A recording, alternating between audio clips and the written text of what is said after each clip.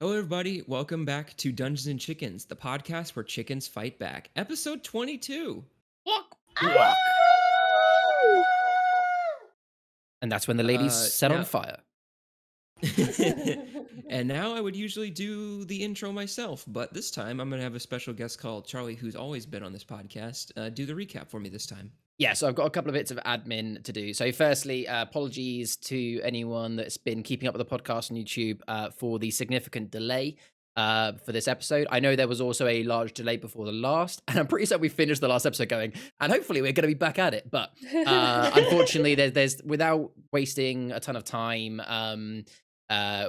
all four of us have had a host of things, from massive changes in life circumstances, massive periods of being busy, large amounts of being out of the country. It's been crazy. Now, maybe I don't want to speak too soon. I hopefully think we're at a point now where we should be able to hopefully get at least in one episode a month. Who knows? But again, apologies for the delay. Hopefully it won't be as long. Appreciate those that have stuck with us. Second bit of admin I wanted to say for this episode, I apologize in advance. Three of us are currently sick with different things, so I think most people on Push to Talk will probably try and mute it, but the odd cough, sneeze, whatever will still come through. Apologies in advance. And lastly, I kind of want to say sorry for those that watched the last episode. The first 3 to 5 minutes were a little bit awkward where my mic was muted. In hindsight, when I edited that episode, I should have put something on the screen that said, we're not sat in silence doing nothing. Fowl is currently muted. He'll be unmuted in a second. But because I didn't put that, there's just like a moment where you probably all checked your audio and went, is there actually anyone talking right now? Or is my video frozen? So I'm sorry. With that, though, let's get into episode 22. And because there has been a significant delay, and I was the last one of the group to watch the video to kind of refresh our memories, I am going to do the recap. So what happened in episode 21? So in episode 21, we woke from the military camp in Droga, and we decided to have a bit of an admin day. It's the first time in the campaign we've had a chance to spend some gold. To keep it short, all three members managed to buy themselves some new clothes, or new additions to their clothes, so we've all got winter clothing prepared. We bought some food rations to keep us going for a while, because we know that our trip to Failgon is not going to be full of fruit. And I believe Delilah also got some some potions identified. We also spoke to a NPC and got some information about the potential persons that can transport us to Failgon to assist us with our plan. And then as the afternoon fell, we moved from Droda and moved down towards this river where we were told there would be transport. Now, we didn't know much about them. Now, we had a bit of an encounter where Delilah, with her good passive perception, managed to see that someone had extinguished a light. We kind of twinkle-toed around to see, make sure that they are friendly. And after a bit of an awkward interaction, we managed to find out they are the people we were looking to see. We found out they are Steelfist Legion of some kind, and we can pay them a nice fee to be transported over to Failgon. We told them a little bit about our backstory and our plan. And I believe when we ended the last episode, we have just gotten in the boat, or literally about to step into the boat. No, I think we did, because Delilah had her moment. And I believe we're about to have the transport across to Failgon to enact the plan that our still unnamed group has started. And with that, Dry Bones, I'll hand it over to you. Yeah, one last thing. The camera, I'm doing a different camera angle and everything, so in case my audio, like, we're doing like a weird recording thing on my end, so in case, like, on the YouTube video, my lip syncing may be a bit off at certain times, but hopefully I think it'll fix itself quick. But that's all the admin. That's all right. That's a lot, but we'll get back into it. All right. So it is past sundown at this point. I would say it is around just like closing to 9 o'clock, I would say, and all of you guys have stepped into the boat. You hear the rickety of the water, the rickety of the boat, and the water starts to go back and forth. Delilah pukes into the water, and the two of the muscular gentlemen from the Steelfist Legion begin to load up one of the two rowboats that they have on the coastline in order to set off and go towards the Failgon and to infiltrate the Steelfist Legion. So, they begin to load up the second boat, and they move. You guys see them like towards the coastline while you guys are talking to Kaz, who is presumably the leader of all of these men. And like you see them move one of the boats a bit forward, and they tie the back of the first boat to the front of the second boat. So it's going to be a kind of a pulley system, or like so where it's like one's dragging the other one along, and so it just makes for more efficient travel whenever they use two separate boats. And Kaz speaks to you and says, "All right, so we're heading to Failgon, but I think you guys will find best that you guys should sit in the front boat with me and my friend Rathel. Rathel, and you see and he kind of like extends his right hand a bit more, like or his right arm like out a little bit to as if to introduce a new person, and you see like Rathel kind of like steps up, and he's sort of a you didn't get a good look of him before because he was a bit kind of cloaked in shadow from this hour, but he's sort of a very skinny guy, and he has this very like mustache. I mean, it's kind of I don't know how else to say it other than it's kind of just like he kind of looks like Waluigi just a little bit with armor on. He's very like lanky, and he looks very like weird, and he has a mustache like very kind of like it's kind of jagged. It goes out a little bit. He What a looks very like hero. snooty, and he kind of has this air about himself of just looking at him. He's just like you're just like gross. It's like we're just like eh, you know. Oh, good. I And he can't wait speaks. to He's like piss him off. yeah, and he kind of goes and he's like, ooh, seems like we have some passengers on us. Mm, I go straight up, unsettling. hand out. Lyris Mornshield, good to meet you. Yes, I'm sure you are. And he just says, and he just kind of like walks past you towards the boat. How dare you! You should be honored to shake Lyris's hand. It's okay. It's okay. Delilah Silence. is saying that, by the way. Like she has like her arms out, and like she basically just looks like this fucking really angry little gremlin. I kind of like, Laura wants to hold her back. yeah, I also put like a hand on Delilah. It's okay. It's okay. They're still a little bit nervous of us. That's all. It's all fine. It's all fine. Lyris. Yeah, and it's kind of and he's silent as he walks off and proceeds to ignore all of you again. So I'm gonna shit in his cloak. What when a he's not prick. looking. Just wait until the end of the trip, at least. Okay, let's just get through this. We've got a couple of hours with them. It's gonna be fun. And then I yeah, can shit Kaz is in kind his of like he cloak. puts his hand behind his head and he kind of scratches it. And he's like, "Yeah, he's a bit of a character, but we need him for our journey. He's very good with maps and getting us around, and he knows the area well, and so we kind of be a bit lost without him, So Just sail forward. necessary evil." Forehead. This is where like the river's not actually that wide. Like I can see where we're going. No, it doesn't. Yeah. Well, once we get to Failgun, it'll be a bit less obvious. At least I think so. I'm not exactly the brightest bulb in the shed, but I remember it being pretty difficult to get around. All right. Well, without further delay, I believe we're already kind of starting to head out. So step in, if you will. And he kind of like gestures towards the first boat, the one that's in front. And you guys notice as you're stepping onto the boat, there are a couple so there's two muscular men who are holding the like lifting up the crates and putting them on the second boat. They're both sitting at the back of the second boat, kind of giving a going to be helping row and just giving a general sort of way of keep going. And literally everyone else, the two Kaz and Rathel sit at the very front of the boat, and you guys are gestured towards the middle and back area of the rowboat. I'm going to gesture for the girls to go on first because my plan is I'm going to sit behind two because then I can see over them. Delilah is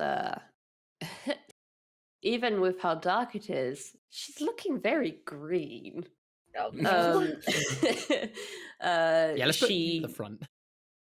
Yeah, she very, very carefully steps a foot just into the boat and immediately she manages to hold it back, but like she claps a hand over her mouth, and yeah, she kind of crawls basically Well, she stands, she falls, she rolls, and she just stays where she lands, with her head like ready to just poke over the side to vomit.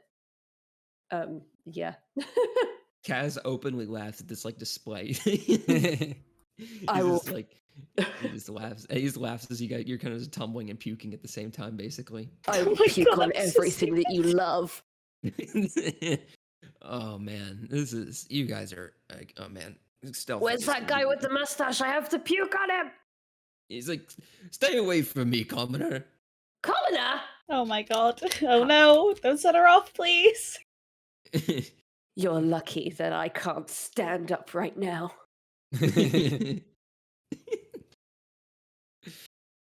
All right. All right, and so everybody else. So Lyris, you're sitting in the middle of the boat. You said, and then Delilah and Alora are sitting at the back. So I think we're all generically sitting in the middle, but like I'm behind the two girls. So I'd imagine it'd be Delilah, then Alora behind Delilah, then me behind them. The idea being is that like I thought, well, if I sit in front of them, they won't be able to see. Okay. And you can see as Kaz kind of takes. There's an oar next to Rathel, and Kaz kind of like looks at Rathel, kind of like shoots him a glare as to like motion him to like do something, and he just like he kind of like looks towards the sky and just anywhere else but, and so he's like, okay, and so he kind of just takes the second oar and starts going like with the like maneuvering the rowboat, starting off by himself, and then you can see you kind of like and take an initial glide, but then you guys are accelerated when the gentlemen at the back also start kind of adding pace to you guys. Yeah. Just generally moving. You guys are moving at a generally brisk pace, but you know, as you guys aren't exactly on a speedboat, so. Sounds good. All right, so you guys, so at this point, you guys are going just sort of drifting through the water. If you guys, for this YouTube viewers, it'll be easy to see it on the map, but you're in that where that purple X is on the sort of bottom of the map there. That's where you guys are starting from. Yeah, right there. Essentially, yeah, I'm kind of trying to put for YouTube that river that I'm sort of pointing to now, that kind of like don't know what you call it, that leads to the bigger river. We're literally right at the tip of that, like we've started right at the back of it. So we're kind of on a river right now, not actually in the main bit. Or on the tip of the penis of the sea. That's one way to put it. Mm-hmm. Yes. Yeah, we're at the beginning of the start of a river to go into the main Sorry, sea. the second penis, because there's one further up as well. Okay. All right. The Wow. growth. Okay. Yeah. Welcome back to Dicing Chickens! Let's go. When we talk about penises. Can we call this Let's episode go. 22, Rivers That Be Dicks? It wouldn't be a Dicks D&D and rivers. episode without the mention of bodily fluids, let's be honest. Very there. true. Indeed. And so Kaz starts rowing, and he kind of starts like, you know, he's trying to have a generally decent conversation while he's like rowing and basically carrying the team in the first boat. He's like, so what guys brings you to Drota in the first place? He started like heaving. He's trying to speak as he's heaving when he's rowing. Well, to save a long story, believe me, much longer than this boat ride short, we were chasing down a family member and trying to assist them with escaping a troubled past, let's put it that way. And we managed to achieve our goal, but just in doing so, came across this bigger threat. He keeps going. Well, that's lovely. I heard a lot about Lyris's story. How about from the other two of you? Where are you guys from, and what are you doing? Elora just death glares him. She doesn't say anything. She just looks at him. No words. She's so beautiful when she's angry. You're a charmer, aren't you, half elf? Okay, that's nice. he keeps rowing. Witch lady, how about you? I don't think I have the time nor the willpower to detail everything. But I can I can summarize it. Here we go. cult, scared, God, death, daddy issues. That about sums it up. I think so. Sister issues too. And motion sickness, yeah. And motion sickness. God, I fucking hate sailing. And he kind of like he keeps rolling, sister, huh? She's single, and he kind of and you see Rathel like punches him. He's like it was a joke. I'm actually going to puke on Kaz now. No, okay, If he says You can control it? that, I'm gonna do it. You've gained the power of controlling it. You weaponized it. Yeah. I have So you're incredibly so you're actually gonna puke on him? larynx muscles. So are you actually gonna puke on him? I'm gonna go to like how close am I to him? Oh, I would say like maybe like 8 feet. No, probably like 6 feet. Okay, It's I'm gonna a smaller boat, smallish boat. I'm gonna like crawl across. I'm gonna like crawl my way. Oh, as if I'm like a worm stay or there, a stay there, stay caterpillar. there. Whoa, stay there, stay there, stay there. Hey, no need to get hasty. Come on. We're fine. Who's giving you passage, okay? I can turn this boat around. I will turn this boat around. Oh, like I said earlier, I will puke on everything you love. Oh, it's charming. And he says, everyone tell you got away with words. And he kind of just keeps rowing. I'm really Oh, good my at word, it. this is quite the workout. Let's talk more, No. bro. So you guys just gonna... All right. Well, if anybody has any objections, you guys just gonna want to row in silence until while you guys can just continue sort of out of this river, or no, like after the kind of like Lyris probably would be quiet for a short while, probably letting that sort of awkwardness die down, and then kind of directed towards Kaz, like, so you said you'd explain more on the boat. So clearly, by your armor, you are or were Steelfist Legion. I asked you before about whether you also defected, and you said it was complicated. Well, we've got a bit of time now. Where's your allegiance? and he sort of he sort of motions, and he kind of like lessens his steady pace that he had with like rowing the boat, and he more now kind of just gets a bit slower so he can have a bit more air to speak in just generally, and he says, fair enough. I fear you told me your life story, so I might as well tell you my deal. Essentially, everything. Well, if you know this, being ex Steelfist Legion yourself, everything that the Steelfist Legion is not a hunky dory. In fact, generally, the illusion that they have of putting us under, strict unity and like fight for the cause, fight for Jalen's Shadow's honor. Not a lot of soldiers. Well, I shouldn't say that. There are a lot of soldiers. There's part of the army that has a bit less militaristic enthusiasm that the rest of the Legion quite commonly shares with one another. In particular, throughout the history of the Steelfist Legion, there's been a lot of unification, but mainly subjugation under fear, which can only get you so far in leadership in general. And eventually, I was on my own, looking around in the Steelfist Legion, going through the barracks. This was, how many years ago was this? I want to say maybe 3 at this point. I was a bit naive and kind of up my own ass about everything, just generally, and I think I was very confident. You had a lot of just sort of a lot of loyalty to the Legion, which I'm sure is very easy to understand when you're part of a group such as them. And one night when I was in my unit sleeping quarters, I sort of heard a bit of shuffling around and some feet around, and this is after hours, and quickly after everyone kind of shut down, and I eventually heard the door open and then quietly shut as as I saw the shadows of two group members of my barracks, of my unit, leave the the barracks and where we were sleeping.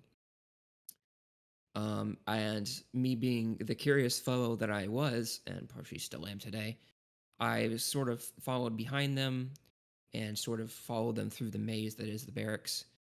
And I went to where the room that they went into. They walked into a sort of storage room, and when I walked into this sort of storage room, they weren't in there anymore. And after a couple minutes of looking around, I was able to find there was a hatch in the room that led to, with some hooks that led to underneath it. And this didn't seem like an official hatch. It was more made of broken boards. It kind of gave me the idea that it was more of a kind of shambled together sort of resistance, if anything, at all. And I got into this hatch, and when I got in, I went through a couple narrow corridors, which felt like it went on for absolutely forever. And then it was just a maze. And then I came upon sort of a wide wooden room with a table, and there were a dozen people already there, and they were wearing wooden carved Yeti masks, if you can believe it or not. And we're standing over the table, pointing at the map, wearing Steel Fist Legion armor, and they were just seemed to be strategizing. I couldn't really hear much mumblings as I was kind of in my own world, but just skipping so much to a couple of the detail because you're not exactly my best friend yet. Yet. Eventually, eventually explained that their mission was to bring back the Brotherhood's glory that the Legion had obviously lost over the past few years, and that with previous better leaders, that we had for a long time, instead of under Jalen's shadow, I joined what was called the Tyrannus Resistance. And since then, those in the Tyrannus Resistance have been plotting plans sort of in the shadows of the Legion, and in order to get a new ruler in charge within our own ranks, surrounded by a council to advise them and treat all soldiers within the rank as equals. What the Legion should stand for in the first place, and why I joined, and why my family joined. By the time that the Ashenlands happened, I wasn't part of the conflict, but even this was after I experienced the Ashen War conflict, just seeing it firsthand, even though I was a kid, it was kind of rough for me to understand, but I was still kind of in the Steel Fist Legion shadow and under the message that unity is strength and everything. And I kind of played it off, the whole thing. But ever since getting into the Resistance, I see the Legion for what it really is. It's a cult of maniacs run by a bigger maniac, trying to brainwash everyone else into going on genocidal campaigns that rarely result in any benefit other than the death of both sides. I mean, if you don't mind me asking, firstly, I'm glad to hear that you see the Steel Fist Legion for what it is and what it could be under better leadership. But I have to ask, my story isn't too dissimilar. Thankfully, I managed to get out rather than join Resistance. Firstly, how many of there are you in this you're aware of? The Resistance is split up into groups so that we're not able to keep track of the numbers, so that if one of us rats the other one out, we're not able to get the true number or size of the group. So Makes sense. what I broke into, I was able to see about 12 people, and we're split into further units. But I would say the group I have here is my group, which is there's only 4 of us, and we sort of manage our own, at least as best as we can. I'm And not as I wasn't as lucky to. I'm very lucky to get Pernicus and Brythe back there, and who are the real muscle and strength that in my group. Raffle's a bit of a prick, but he's good with maps and stuff, and he's relatively smart. and if you don't So he works out. It works out well enough. and if you don't mind me asking, one of the reasons why I affected my parents were attempting to as well. was refusal of the barbaric nature of the orders given. There's I know there's recently been further incursions into Ashenland. How have your resistance been able to avoid being called to that, or have you had to just grit your teeth and bear orders, even though you know it's against uh, your moral compass? We have been lacking the manpower for a while now, despite the size. Well, that's the excuse my group gives me, my orders, is that we lack enough manpower to make a true revolution. Otherwise, we just get ourselves slaughtered. So we mainly perform sabotage jobs against Steelfist Legion equipment, especially when we're on the battlefield. So we do participate in the battles, but it ends up being a sabotage campaign of our troops and finding ways to, maybe help the other side, maybe by providing medical attention to those who need it if they're unconscious, or just saving as many as we can in the conflict. But or maybe like sabotaging our own men by like tripping them up or something like that and putting them out of commission or something. But the best I could say is we do have to fight, but since we lack the numbers and strength to do so, we have to kind of hide for now. And we have been having to hide for these 3 years that I've been part of this thing, and it's been good, but it's good to see better. But I need to be able to perform real change, which I feel everybody else kind of lacks, is just the ability to go right now. Even though I want to, my superiors keep telling me no, and it's not time yet, and stuff like that. Well, smart of you guys to do your best to trip up the Steelfist Legion without getting yourselves caught. I commend you for that. Well, if our or when our plan is successful in Philgon, because for the sake of the world, it has to be, as we explained. And I have taken leadership of the Steelfist Legion.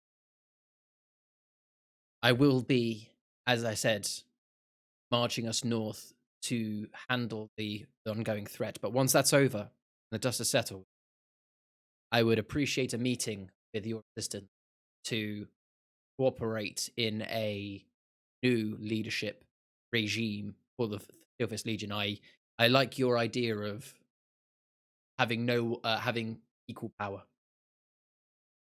Yeah, one of the biggest pushes for our thing is to have council to help balance out the power of the king. But the leader of the Steelfist Legion, the ruling commander, isn't exactly willing to listen about demoting himself right now. So It's going to be soon. if you're gonna try what you're actually gonna try, then looks like we gain another member. But as far as when you're gonna act, if you want to act as soon as you say you'd want to, so you're definitely gonna have to argue your case in front of these members. Don't worry, I will. Okay. And he keeps going and he kind of picks up his pace again, and sort of keeps going for a little bit. Keeps going in the quiet, just hearing the water go by, and you guys sort of keep going, and it's quite serene actually. And I would Except say for you the guys can, gagging sounds. yeah, except for Delilah's gagging sounds. That's it's pretty unsettling.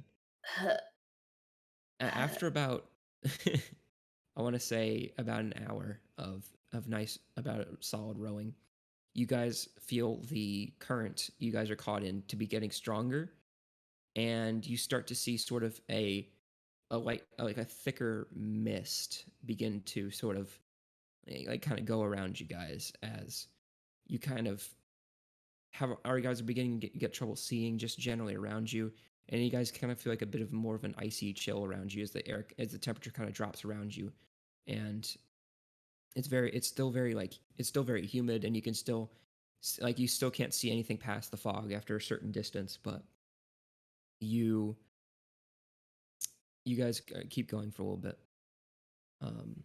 and if unless anybody has anything else they wanted to do, you guys eventually they'll keep rowing through this fog, and I would say after another maybe 10-15 minutes, you guys see mountains in the distance. You guys start to see these towering mountains that dashed with snow that you see, and as you look at them, you see that kind of they have an air of importance to them and solitude on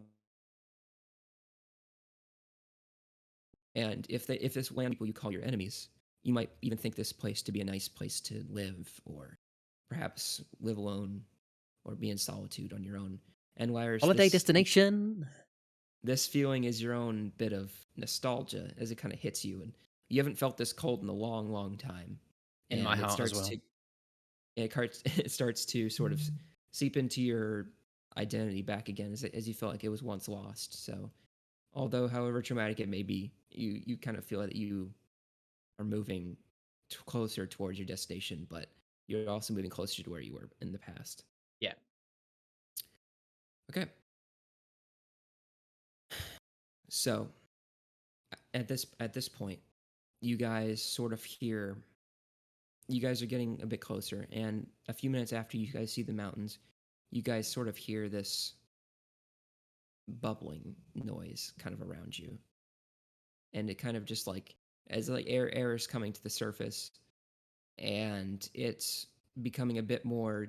The current picks up just a little bit, and you guys are unsure. Like Kaz starts looking around, and he starts like checking both sides of the boat and checking and just seeing what's going on. And he's like, I guess here, everybody look around for me real quick. This isn't usual. What's going on? I was going to say, like, at this point, Lara's going to turn around and make a comment and say, I don't remember any underwater geysers for, in this, like, in any parts of these. Yeah, look around with me. Are we sure yeah. it's not a chemical reaction to my vomit in the water? I'm no chemist, I'm not but that's ruling that out. I've eaten some weird shit, so. Okay. All right, Charlie, go ahead and make a perception check with advantage because you have Kaz assisting you. cool. First roll of the game. Let's go.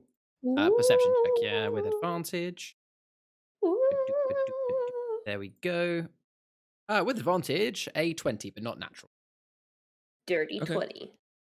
So Charlie. Despite Kaz helping you, you're the only one that's actually able to spot the source of this bubbling. You sort of you hear like at first you kind of hear like this like a sloshing sort of noise as something is like scrambling through the water fast. It's very erratic and very quick, and you sort of hear this like you sort of hear this like shifting and moving of the water as the bubbles sort of get more erratic and scattered throughout the water. Mm-hmm. And then you see one of the fish creatures that you have known so dearly and throughout this campaign emerge out of the water and just jump, and they go and they jump into the air and they go for an attack straight on your top of your big boat. And with that, we're gonna go ahead and engage in combat with the fish creatures. I was just thinking about combat. I was literally just thinking, oh my god, I could really do some combat right now. Like a real fight. But Jesus Christ, Millie, oh my god. But Rhea, they were never gone. How could they come back if they're never gone? Yeah, they were never gone. Alright, We just so- moved areas, didn't we? Like, as in, like, Yeah. we fought them mostly in the northern regions. Obviously, we fought them in Especia. Obviously, we haven't really fought them much since because we've gone south where there hasn't been as many cracks. And although all the kind of NPCs we've spoken to along the way have like mentioned them, all the other people we've been fighting so far have been, just other people. Yeah. I'm Alright, gonna Charlie, puke on all of them. All right, Charlie. So we still rolling? We good? Yeah. All Do right. we need to have the so battleground. I have a bit of surprise for you guys. Okay. Oh Ooh. Okay. There you my go. god, they're, Right, they're well- kind of cute. Okay, so Aw. give me a They second. look I did cute. not make these myself. This is what I found. Give me a like, second. some assets. So this worked out. I can move myself. Okay, so Chak, the people watching on YouTube can't see it yet. I'm gonna have to quickly adjust, but that's fine. I can. You guys talk amongst yourselves, but don't actually start the combat yet, and I will quickly make sure it's on screen. But yeah, this is what I've been preparing. Battle can come anytime, no matter where we are. Yeah, we're getting into combat, boys. I'm so excited. I just want to kill people. Go. Jesus Christ. So Millie. excited to kill people. Let's go. Let's calm down. Why? All right, real quick, since Charlie's messing with stuff, can you guys see the health bars above the enemies or not? No. No, sadly Okay, cool. not. Great. All right, Damn it. because that's supposed to be secret for me. Damn it. No, and not you. They look kind of cute Oh, though. They really I'm gonna put the you know when you click on us, you can see the wait, what am I exactly? Is that what? I'm just trying to see what the I can't actually see what I am. Well, you can't. Well, I can see that Illyris is obviously you know, got a shield there, and then there's Can you see Alora, your but name or not? I can see my name. I don't know what I am. It's hard for A me to see monster. that. I think there's a hat there. Yeah. I mean, it is like what I just found. I kind of have to Yeah. scrap some stuff together. I All right. literally went into Photoshop, got something, and then put a hat on it. So Yeah. I'm gonna I put would. my stats onto my thing so that you can see it. So like my Yeah, current hit you can points, do my that, armor but class, and you my you can do that, but you don't have to. I could have done that myself, but I was just doing it so you guys because you guys keep track when we're doing the camera thing anyway. So I think you guys would be okay with doing that again. that's cool. All right. So Actually, Charlie, we good? Yep. So I now Oh, have sorry. the battleground on the cam now. Obviously, again, for those watching on YouTube, you are going to see it moving around because they are seeing, like, obviously as I move my screen around, like zoom in or zoom out, it zooms for them. If anything, that might work out quite nicely because I can like zoom in on what battle is happening. But yes, they can see the amazing Roll20 screen that you've made. I appreciate this. Again, for those that don't know, the reason why we're using Roll20 and not the normal proper board is because Drybones has not had a chance to set it up due to we planned this episode kind of quite last minute. So this is a nice change of pace. But yes, they can see. It looks fantastic, mate. Let's go. All right. All right, cool. So the initial fish creature that you have had throughout this campaign and encountered throughout this campaign, and has been a scourge on what you have known, is returned, and leaping up into the air, it gets a surprise round on you guys, and so you guys notice that with all these creatures, despite the one that's like jumping up in the air and coming towards you guys notice, and Charlie, you're very perceptive. Wyrus, you notice that there are 5 other fish creatures surrounding you guys and making sort of a hunting circle for you guys in order to devour and steal all of your goods. Can I And see that you with my know, passive perception? what is your passive again? 14. Yes, but they would still surprise. The only person who's not surprised is probably Charlie. No, yeah, that's fine. I guess I mean like can I see them and can see that they're like Yeah, surrounding us, I you'll be mean, able to see yeah. them because they're making a lot of noise. Yeah. But you notice the one that's actually in the air is massive, and this one is a lot. You sort of notice it is blubbery, and it has a lot. It is sort of, you can see it as like its scales are a bit like denser, and its spines are a bit longer, and it's just like very much just a larger fish creature that you've noticed throughout this campaign, and like the larger, like, so this is sort of larger abomination of creature that you notice sort of moves and is able to, since it gets a surprise round, it jumps onto your boat right there. Just really And quickly, unless I'm going crazy. Sorry, I just accidentally moved. Where's Delilah? Because I can't actually see her on mine unless she's just not labeled. Delilah is right there. Oh, Right okay. there. Nick, it's to your. It's if you're looking at. So yeah. So She's in front of I think Alora. yeah, if you guys want to reorganize yourself, I think you said, Charlie, you're sitting in the back, so it would actually be probably more like. I mean, I guess That works. That works. It's only because on my screen, I can see my name, I can see Alora's name, but like Delilah's name hasn't appeared below. So again, for those watching on YouTube, where my mouse is there, that is that's I have the same thing, but I can't see Laura's name. okay. As long as it's not something mine, I just wanted to double check which, cause I can see the NPCs. I just wanted to double check that was. So that's fine. All right, carry on. All right, cool. So Fish on boat. this guy goes first, and then we're gonna roll for initiative. Cool. All good. All right. Also, actually, I just want to Alright. quickly describe this, just for those, but like before we actually start the battle, for those listening on the podcast, I just want to describe the scene. It's kind of the 2 boats. The large one, as Drybone said, has just jumped out and landed on the front of our boat. And then there are 5 smaller ones that have kind of surrounded the rear boat. Yeah. So the the giant fish creature that you notice, it jumps and lands on the bow of the boat, right in front of Kaz, and in order to surprise him, and he's actually going to take a swipe at Kaz, and he's going to roll to hit him. Let me just get this going. And Serves he is him right going for to trying to date my sister. he is going to try and bite him. So he is going to roll Oh my this, god. which I'm not It's like a telling you. werefish. Yeah. He's going to take a bite out of his shoulder. Let me just do that. So he's going to roll a. Okay.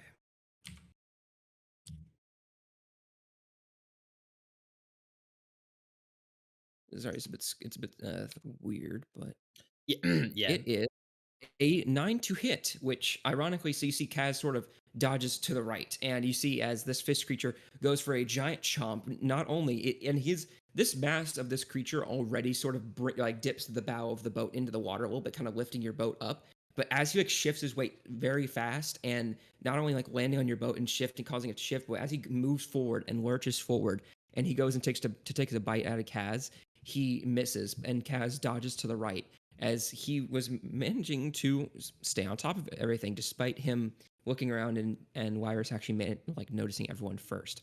Okay, with that out of the way, we're going to go ahead and do initiative rolls. So if you guys don't mind and go ahead and roll initiative for me in the chat, I would appreciate it.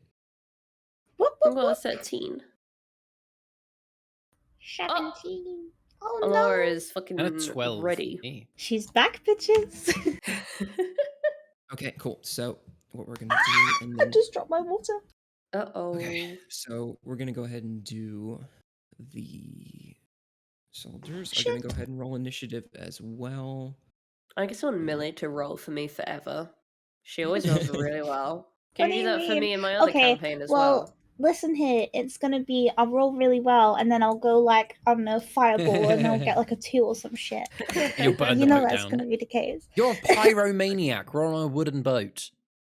Yeah, Okay, that's so- true. Surrounded by water. Maybe a little. Yeah, all right. So we're gonna slash. I'm not a pyromaniac. I just have a draconic fire dragon background. All right. She just had fire coursing through her veins, Charlie. Quite God. literally. Have you fire seen my shaming me. skin? All right, Fire that is shaming. that is Frick. the soldiers' initiative, and this. F. What a pussy. Oh, you can do a turn. This is Sorry. I'm so this- sorry. this is It's one of those moods. the Not bad. big fish creatures initiative, and this is the. I will announce all these rolls after I finish them. Okay. 1 second. For podcast listeners, this might be a bit weird. This is the Just fish have a little creatures tick, tick, tick. initiative. That was I rolled. Okay, I rolled the soldiers and then the big one. Wow. Yeah. Okay. Now cool. So for all these, okay. So for the soldiers, they rolled a Wait, 2. rolling 1 do 20? Huh? Oh, 1d20. 1 do I mean- 20. I mean, that's still is. Yeah. Oh yeah, yeah, but 'cause it's plus 2, and that makes it into a 1, so that can't be right. Yeah. My bad. It's there you go. there you go. That All right, that's still better. yeah. It's still bad, but, you know. Bless Bless you. you. Thanks. So all right, so the turn order we're gonna go ahead and do is first up is we're gonna have Laura up first. By the way, Uh-oh. one cool thing for you guys, this is I'm speaking to my team here. If you guys go in and go look at the left side of your screen wherever the map is, and then there should be like a button where it's like it has like a timer a clock looking thing. If you click that, you can have your own turn order up as well. I don't on the screen. What? It actually came up automatically for me. So I have to input Yeah. myself Yeah, though. same for me. That's probably because I did it. Yeah, So, it is. Can you put us in when we tell you? Yeah, I'm putting you guys in. 1 sec. 1 second. Laura is up first with. Oh, I've just 17? realized how bad this is gonna be. I can't use any of my fucking abilities. I will literally put the boat on fire. I mean, as long as you're accurate. Yeah, but the one spell I really want to use, it's like, oh, I mean, Beat the shit out of them. Theoretically, if it's a direct, especially the ones that are literally swimming in the water, that I'm guessing they're kind of like floating on the edge of the water whilst they're actually in the water and not on the boat. As long as you're accurate with your shot, you can hit them hit the part of their body that is above water.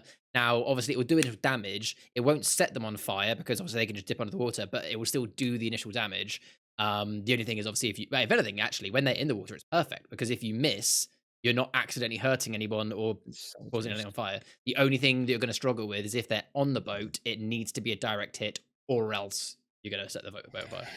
That's the thing. I'm just like, maybe I shouldn't do this, but it's really good damage if it works. I mean, but it also says the fire spreads around corners, it ignites flammable objects in the area. I mean, sorry if it's metagaming, like talking strategy and stuff, but like I would imagine that to give you a bit of assistance, that I'd imagine your strategy here is going to be you've got ranged attacks. You're probably going to hit the ones that are in the water away from the boat with your ranged attacks. Yes. All right, cool. So I just entered all the fish creatures in and everything. So I think turn order for you guys is probably still blank or something, but I mean I got the proper order here. It said, I mean, for us, I can see a turn order and like it says 0 next to each person, but I guess it doesn't really make a difference. Yeah, but that's bad. No, I don't. I mean, it's supposed to have a number, but I'm not really good with that right now. So. Oh, I can Yeah, enter it. my I bad. can enter it manually. Actually, I wonder if I enter it whether it changes. So Billy is there it is. 17. Oh, Yeah. oh, That's me. 1 second. 17, and then Delilah is 13, and then Lyris is 12. Laura was 17. All right, cool. And then I can't have see any of them changing. I was able to No. change my own. there. That's oh, what I- he saved it now. Oh, okay. There we go. Can you yeah, do? sorry. Can you do whatever you just did for the soldiers, fish creatures, and big creatures again, and make sure and do whatever you did to save it because that's now got it. Yeah. It's quite cool that when you hover for the over technical. them. Yeah, it shows where they Sorry are. for technical difficulties, guys. That's my bad. No, Fish What's funny creatures is weird. I see. Fish creatures aren't entered in, but this is a learning experience for me because I've literally never done this before. So I appreciate your patience. I mean, this is cool because Everyone's I've got the turn order on the stream. So it looks good. Yeah. Looks good. Right. All right, cool. So first up, Alora. So Alora, you have the big fish creature in front of you, the very blubbery and massive one, and you have 5 others in the water, and they will have cover. I will say they have about half cover since they're about half emerged from the water right now. So you would have more difficulty hitting them. Okay. Well, I guess we could probably start off with some scorching ray. It's got half cover, so that's +2 bonus to its AC, by the way. So and dexterity saving throws. So Okay, cool. you can still hit it without too much of a I think I'll go for the big chunky boy. Sounds good. Go ahead and roll to hit. Please. Did I hit? Oh no. You No. rolled an 18, which does hit. Okay. Yeah, boy. I've All got to right, do it 3 times, right? I can't, or something Yeah, like so that. All right, so that's first. You said you got 9, and don't you do I remember you had a feature, Millie, anytime you do fire damage, you do extra. I forgot how much. Yeah, I can't remember remember that it. rule. It'll be I in your can't core. remember how much extra it was. It should be written in your Alright. core somewhere. All right, so there we go. 9 fire damage. If you want to check that rule, we can get that going real quick. I cannot find it. I can't find it right now. Okay, cool. Then just we'll have to look back at it later. So Yeah, whoopsie. that's All fine. right. So go ahead. All right. So go ahead and roll a damage again, Ooh. or you have to roll a hit again. Ooh, natural 1. That one. Okay. Yeah. Oh, natural 20. Nice. Well, fuck? all into the spectrum. Yeah. Well, and just so that sums up Alora. yeah. Okay. So real quick. All right. So I also wanted to backpedal because I don't know if I officially said the initiatives of all of the characters, but Oh yeah. it's going Laura, then Delilah, then Lyris, then it goes the soldiers who rolled a 2, and then the fish creatures who rolled a 6, and then the big one who rolled a 7. So actually, yeah. So the big creature should be in front of this guy. Yeah. There we go. Got it. Cool. All right. So and then Millie, Laura was sent out. You got 5 more fire damage, I can't and believe I you got got all of 10 more that. fire damage. Wow. Okay. All I right. can't So believe I rolled a nat 1 and a nat 20. But in that same roll, you also rolled another nat 1. I know. What's going on? yeah. Love So you're a it. bit cracked right now. So D&D, baby. Welcome D&D, Millie is just too good for this game. All right. So Millie, initially you sent out 3 separate beams. One goes straight into the water. The other two make a direct hit. One goes straight into his chest where his pecs would be, and the other one goes towards his blubbery face as you hit him with direct straight fire to the face, and it kind of sort of melts as you sort of feel like you sort of like hear this like sizzle as if it's like you're like burning grease on his head, and it's just like it sizzles on his forehead, and it kind of burns, and you see like by the time when the scorching beam goes away, you just see like his face is just absolutely scorched, and like all of like the sort of like oils that were on him to help him resist the water and move like swiftly through it have just burned off, and you can partially see like part of his like membrane underneath. You It's burned very his nipples gross. off. Could I just say, like, when you were just like, yeah, you hit him right where his pecs would be. Like, I kind of feel like if he heard you say that, he would just like look down at his like blubbery, flabby belly and be like, "Hey, I'm trying to work out, okay?" Like where my pecs Yeah, would pretty be. much, right? All right. With that being said, I believe it is Delilah. Is your turn? It's me, bish. Yeah, we Let's get all the free. go. We get Good all job, like the May, main by the way. characters first, and Good then job. the bad guys. All right, so gotta look for all my invocations and everything, and I realize this is something that I don't believe I have ever used this at any point ever. Well, you've had a bit of a which is rework. Oh, okay. stupid. Yeah, but this was something that I had right from the very start, Okay. and I never remembered it. Actually, maybe this is something new that you might have given me, Tribans, but Dark One's Blessing, starting at first level, when you reduce a hostile creature to 0 hit points, you gain temporary hit points equal to your charisma modifier and your warlock level. Which Okay. sucks because Okay. that could have saved my life like multiple times. Well, I mean, you never died, but I know what you mean. Yeah. No, yeah, very true. Okay, so Yeah. I'm a cast Eldritch Blast. All right. I want to save my spell slots, but I have multiple invocations that are going to help me out with this. So Okay, I so- have oh, hang on. Yes, okay, right. So I'm gonna cast it, and I'm casting 2 beams of it. Okay, cool. So Rhea, just a heads up, if you Mhm. do your Eldritch Blast will have disadvantage because he is within 5 feet of you. Oh, I'm not aiming Um, at him. Just Oh, you're quickly. not okay. All right. So then which one are you aiming at? I'm going to aim 1 beam at this guy Okay. and 1 beam at this guy. Just Okay, really cool. quickly. Charlie, what was I was going you to say, considering that this is the first and possibly only time we're using Roll20, how you've just described it, is the way Roll20 normally works is each of these squares is 5 feet, so therefore she would be, therefore the big fish creature isn't within 5 feet. So I just wanted to confirm now for both us and watching, are we not using the references of those squares? Or No, do we yeah, that's those squares. It's a Oh, large wait. creature. Sorry, I'm It's being a large creature, so it's just big. It's just you know what? It takes up 4 squares. I'm being stupid. I was looking at Laura's character thing, and Laura's got 5 feet between her and the big monster. I forget because her name's not actually there. I forgot. Oh yeah, that is well within 5 feet. Ignore me. Sorry, me being Yeah, no. stupid. Yeah. All right, cool. So, Delilah, go ahead and take aim at the first guy, which would be. Just go ahead. aim at. I will aim at this whichever one. guy. And the right. way that I want to cast this, by the way, is I want to have it's absolutely stupid and it's so wanky. But Okay. I want to like cross my arms like in front of me and have it so that my right hand is aiming towards one on my left. Yeah, exactly, Charlie, just like that. Yeah, yeah, exactly with the quadruple chin and everything. Yeah, you cross your arms and fire both hands. It's so cool. Yep. All right, let's do So it with style. okay. So I roll a d20 plus my spell attack bonus, which is a 7. So roll a d20. Okay, 8 plus 7 is something. It's 15.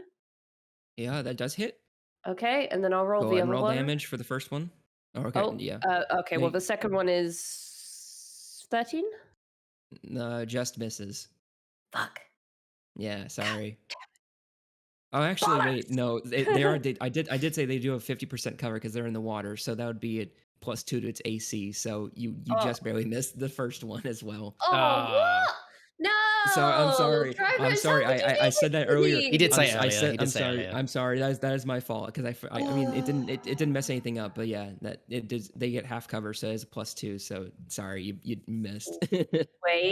Wait 1 moment. Oh no, that doesn't count. God damn it. I'm sorry, Ria. No, it's okay. I thought that I had something that would allow me to re-roll, but it's only for ability checks or save and throws. Right. So yeah, I guess I will just That is my I'm own fault. That is my own fault. I'm it sorry. it is okay. That's why I went for the other two. Well, that's why I went for Mhm. the 2 in the water, because I thought, well, I'm gonna have disadvantage with this guy, but um well, uh she throws up a little bit. Okay, sounds She tried good. to Sounds stand good. up, and that's why her aim was a little bit off, and she's swaying, and yeah, a little bit dribble. All right, sounds good. Sounds good. Wyrus, you're up, my guy. Thank you. All right, let me just. I'm just seeing what's going to do most damage.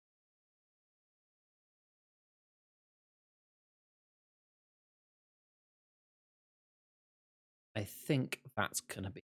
Excuse me. Better. Okay, so sorry, one sec. Casually dying of it. All right, so I am going to stand myself up and obviously to kind of ready myself. You know, my shield would have been on my back, my sword would have been probably resting in my lap because it would have been sheathed. That'd been weird. So I'm going to stand up and kind of draw my sword, get my shield.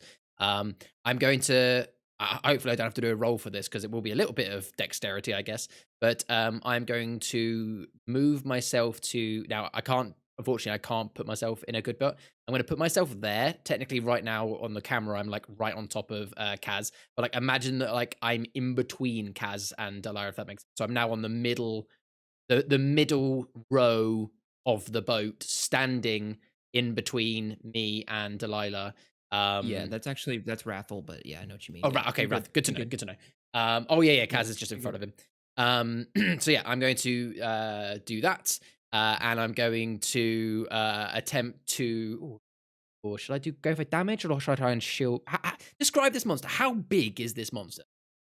It is very big. I would say Aurora fucked it up way quicker than it quickly initially anticipated.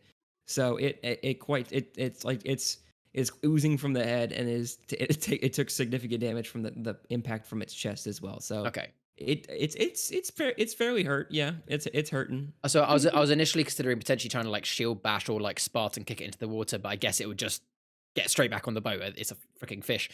So yeah, I'm just gonna go for a nice and simple.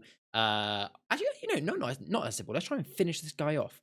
I guess I could use that. Yeah. Okay. So I am going to start by doing my first attack with my action, which will be to. I'm going to go for more of a jab more than anything because I think I can't really swing my sword considering I've got two people very close around me. So I'm going to go for kind of a jab right where, and sorry to hurt the fish's emotions again, where his pecs would be. Okay, yeah. Sorry. So you aim for his blubbery chest, as Charlie so rudely said. All right, Charlie, go ahead and roll to hit this monstrosity. So this is once again. I don't care about offending him. I don't know why that. I think. By the way, I think. I don't know why this is happening, but like it's Roll20 is changing where it's automatically rolling my damage. Can I ask a favor and say, at least for my attacks, ignore that damage that's come up because I don't think that if I just click this for. Oh no, it is doing it. Ignore me. Okay, I mean, still take the top roll because I noticed that my damage is 1d10 plus 4, and I wasn't seeing that plus. I wasn't seeing that plus 4, but no, that is the damage. So ignore me. We'll go with the first one. All right, so Charlie, with his dirty 20 that he rolled, he was able to take his sword and you said jab it straight through his blubbery chest. That's right. And this creature absolutely screams out in pain, and it is a shrieking pain in which you've heard very many times before, but this is a deeper, very more guttural version as this creature, as it kind of just lumbers around, kind of like wails. It is able to still stand, but and you notice whenever you pulled out your sword, it was a bit harder to remove it, just kind of dislodge it from him. But when you did, it was kind of very squishy. He's still standing. Before I actually pull the sword out, whilst the sword is actually in him, I'm going to use Yep. my bonus action to cast Divine Smite. Go ahead. Which again, I'm just going to put it in the chat in case those can't remember what it is. Divine Smite means that once I can do it once I've actually done my attack roll. I can expend one spell slot to deal radiant damage to the target, so it's extra 2d8. Mark off that I've spent that. Okay. So 2d8. That should work. Oh wow! I got a nat 1 and a 6. Yeah. So 7 extra damage. 7 total, yeah. So as I'm what I'm gonna do is I'm gonna I imagine I'm gonna stab him, and then whilst it's in there, cast Divine Smite on the pullout. If that makes sense, it's like I'm trying to like use radiant energy inside him. Okay, cool, awesome. So you light up this smite within him, and and you see like this, and that just adds the guttural wail that I mentioned before, and it deeply shakes the boat and all the water around you, and this. Lyra's almost, Lyra and Aurora are just absolutely just slaying this single foe. And I'm not done. He's hurting a lot, yeah. Well, But is that the end of your turn, Lyris? No, because I've also got my extra attack. Yeah, Lyris is powerful now. I'll do the same thing though. Like I'm not casting any spells or anything. I'm literally just gonna go straight back in. Actually, considering that I can see he's a little bit injured, do I have again, I'll ask you, where he's standing, do I have space to be able to put one of my feet on the next bench? So I could almost be like 1 foot on each bench to kind of like, and the reason I ask that is because I would be taking a step forward to kind of like help with the swing. Or is there not space for that? Like you're kind of keeping him in his paces, so he's not really staying. He's like staying still when you strike him, and he kind of like moves his arm around, but it's more predictable movement, so you can get just a little bit closer in the scene itself. Okay, so what I'll be doing then is I'm gonna take this time I'm gonna swing. So considering that he's got very weak, his abdomen is very much weak right now. It's been burnt by Allura, obviously slashed by me. I'm going to take 1 step forward. And when I say a step, I'm not actually moving. Like if you just imagine it, my back foot is still on that middle bench of the boat, but I'm putting my front foot onto the next bench. So I'm kind of balancing between the two. And with that motion forwards, I'm actually going to go for a slash. Like I'm essentially attempting to kind of chop him in half. Like I'm hoping that his middle portion is weak enough that I can properly hack at his side. Okay, go ahead and roll to hit. Fortunately, that is a 13. Oh, but he's not in water. Just misses though. Fair enough. Sorry. Fair enough. That's fine. We'll say that. Right, I'll let you describe what. Okay. All right. Sounds good. So even though, man, you did a significant amount of damage, in just basically 1 round, and although he kind of he's reeling from all those attacks, and actually he's going to go ahead and end up going straight for you because it is actually his turn up next. Even though he got that surprise round at the beginning, he goes again. So it is his turn. So he is going to go ahead and roll to use. Actually, he's going to go ahead and he's going to go ahead and gape up his mouth and go ahead and try and swallow Lyra's whole. Oh, geez. And he's going to try and engulf Charlie. Let me try that real quick. Okay. He rolled a 24. I did a GM roll for that one. So yeah,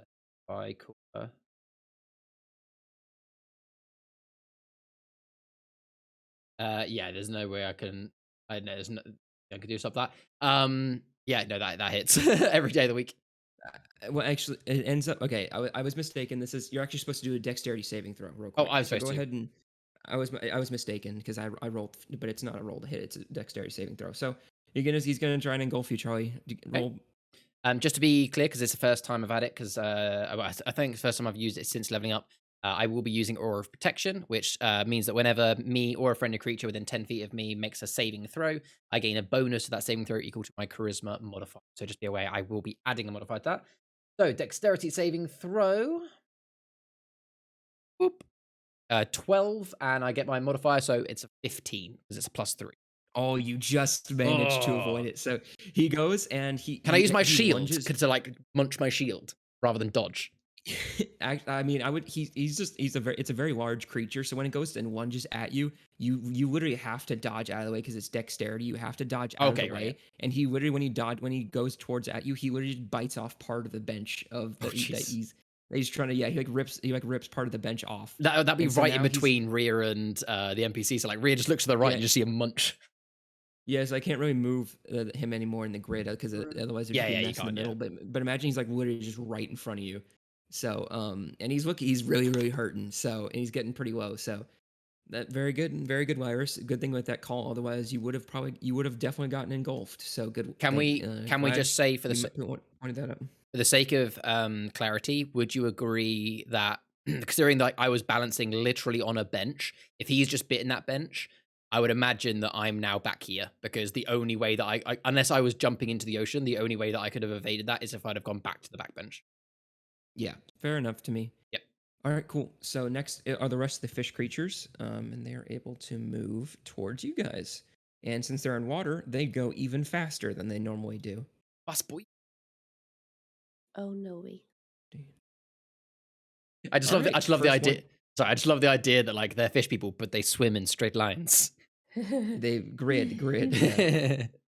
Yeah, no. All right, so the first one is going to go ahead and take a hit towards Alora because he is mad at her, and she is the closest one to her.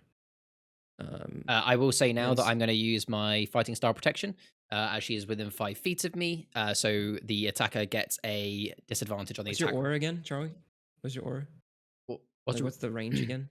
It says when a creature you can 10 feet? when a creature you can see attacks a target other than me, and the person I'm defending is within 5 feet of me, I can use my reaction to impose a disadvantage. Okay, cool. So, 1 second, because Charlie, I actually knew that you had that. Yeah. And I actually did something, Oh, I see. That's Cool. a thing. and Oh, there he did the and DM thing. So I can there see you- the I can- circle around me. yeah. Out of but, interest, I refresh my yeah. memory. Oh, okay. Because that's a reaction. Correct me if I'm wrong. I can only do one reaction per like whole turn order, right? So if Rhea got attacked Correct. next, I couldn't do it for her until it's gone past my turn again. Yes, it's your reaction to do Yeah. that, which I don't think we've enforced before. So whoops. But I he's don't gonna go think and I've take used this more than once in one cycle, anyway. So it's fine. He's going to take a hit to Alora with Disadvantage. this with disadvantage. So You're welcome, that Laura. is I gotta roll again because disadvantage. You not see the 2 numbers. He rolled a Oh. 15 and a natural 20. So Oh. the first roll What is the hidden because fuck? the first roll is hidden, so it's an 18 to hit. What the fuck? Does an 18? Hey, hit don't you? worry. The nat 20 doesn't hit you, Laura. Don't worry. Oh. He's yes, got it disadvantage. hits me. The other roll I was supposed to Yeah, keep both 18 hidden. That was hits my bad. me. Okay, cool. So that is going to be. I'll roll this.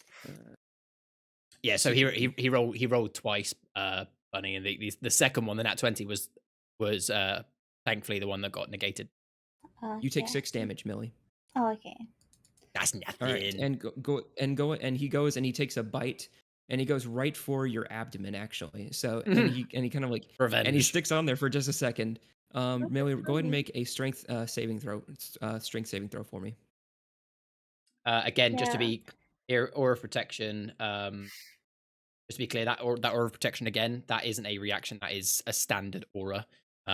So whatever you roll, Millie, you can +3. So just roll it, and we'll add 3 manually. 11. Okay, you just barely succeed that check. Oh my god. and you avoid whatever consequences you would have gotten, and you manage to maintain your balance, and everything is fine. Thank you, Charlie. Driven's I'm inner finally- DM is like seething right now. I'm so finally. mad. Fuck you, fucking paladin. This is the first time that I've actually had like multiple auras. On top of that, it's the first battle I've had where all of you have actually been within 5 feet of me constantly. Like, where are you gonna go? Normally, you Alright, fucked so- off somewhere.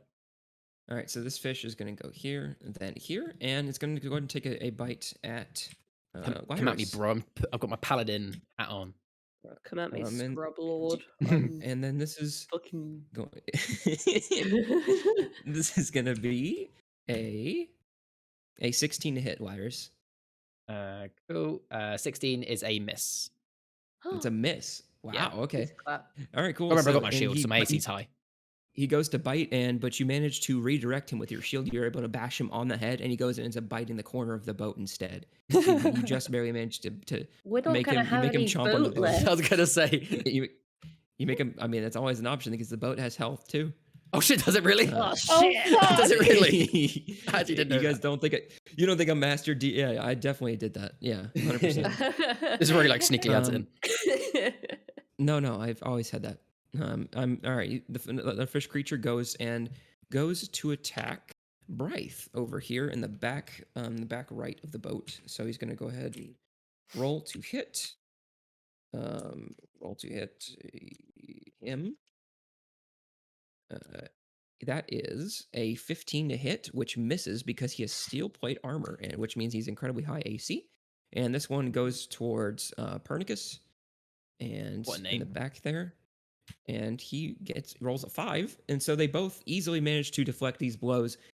Their armor is like they bite into their armor surprisingly, but the armor like they literally bite, but then it's so difficult to break through the armor that they have to like give up and like try again next time, literally.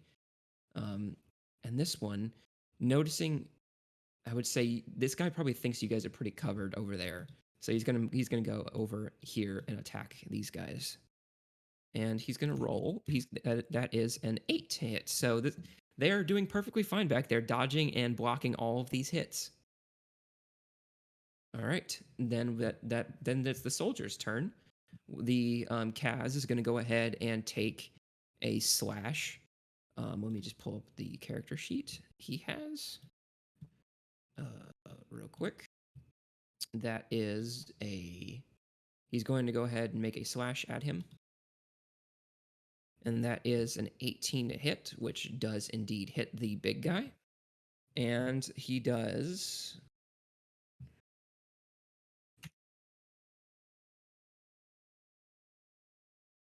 5 piercing damage on him as he goes and embeds his sword in you guys are literally just like slashing like the blubbery chest that he has, and you guys can see like it's like part of it, he's become like very low health at this point that you can literally just see the fact that like part of like the blubber within him is kind of just like literally just flowing out of his stomach just because of the weak integrity of his like of just his belly. It is a very gross sight to behold that you guys were absolutely not ready for. So it is now time for the second soldier, and surprisingly, like Rathel is actually able to fight, which is fun. And so he's going to go ahead and swing at the one to the right of Lyris, actually. So he's going to go ahead and support Lyris in his great time of need. And he's going to go ahead and slash at him, which will one is he? The one right in front of he's- me. Yes. He's the one. Nice. How and do he's you gonna go ahead ping? and take a he's going to take a Told slash. mouse one. Okay. Okay, I'm Okay. orange. He takes a slash. He gets a 21. He definitely hits that fish creature, and he rolls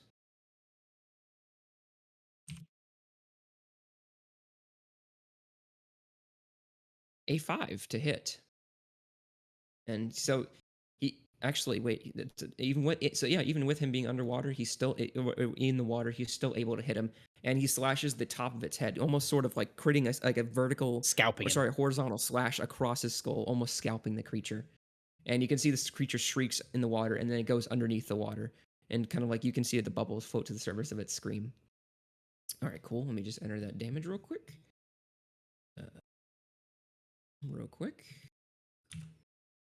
All right, cool. And then the two soldiers at the back are going to go ahead and this guy is going to swing at this guy. And he is going to go ahead and take a slash as well. Surprisingly, these guys do a lot of slashes even when they have swords. Sorry about that, repetitive, but that is a 10 to hit. They actually miss. And then this right back here, that guy, he's going to go ahead and take another slash, and he misses as well. Double 10s. So they go and take so the Pernicus and Brythe both take slashes at the fish creatures, but they both manage to dive underwater by the time they see their swords coming. So they're having a bit of trouble back there being able to hit, but they're still staying strong back there as well. All right, cool. So we're back to the top of the round. Alora, and then Delilah, you're up next. So get ready, your turn. Alora, what are you going to do? I don't know. Just looking at all the spells and I'm just like, shit. It's not going to end well. Well, have you got any spells that are like to kind of guide you a little bit? Have you got any spells that are like better for close range? I mean, you got your wand as well because remember you got a guy literally nipping at your heels. Yeah, I might have to go for. Oh, he literally Like a has. real chihuahua. You've had one that's literally just taking a nip out of where your pecs would be apparently.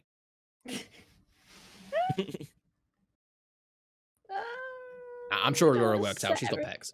Fire. I just don't want to set the boat on fire. Come on, rock the boat.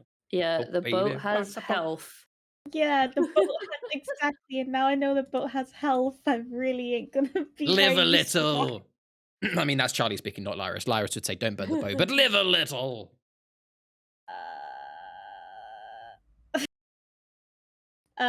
I was thinking about this, and now it's gone out my mind. Okay, I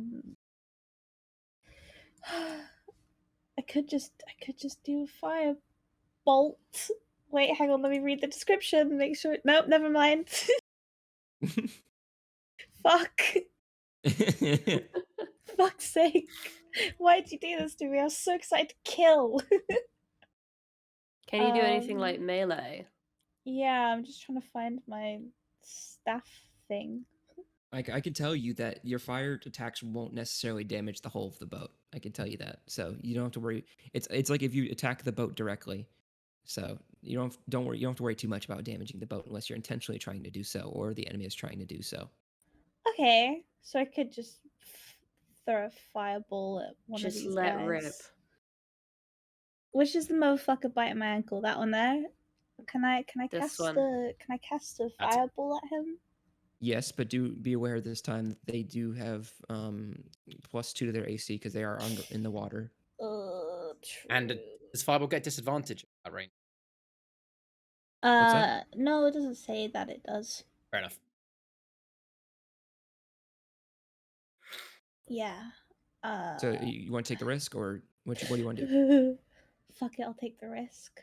Okay, I'll sounds risk good. So being go ahead more and roll skill. to hit. Oh, I pressed a button.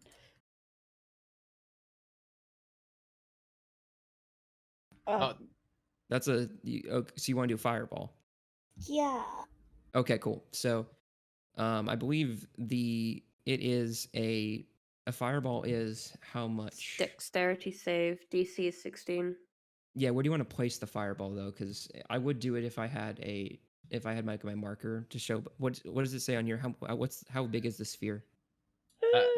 20. Oh. 20 foot sphere. There you go. Yeah. Maybe I Okay, shouldn't so have done this one, guy. That's fine. So it chooses. You just need to make sure you you choose a place behind the enemy.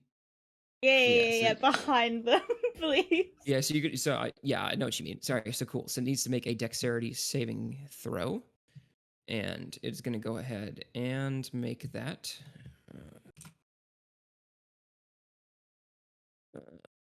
I just don't think I've used it before, and I have so many spells I just want to use. It rolls an 8, so it gets hit. So go ahead and it does. So I take the full damage. So 28 damage. 28.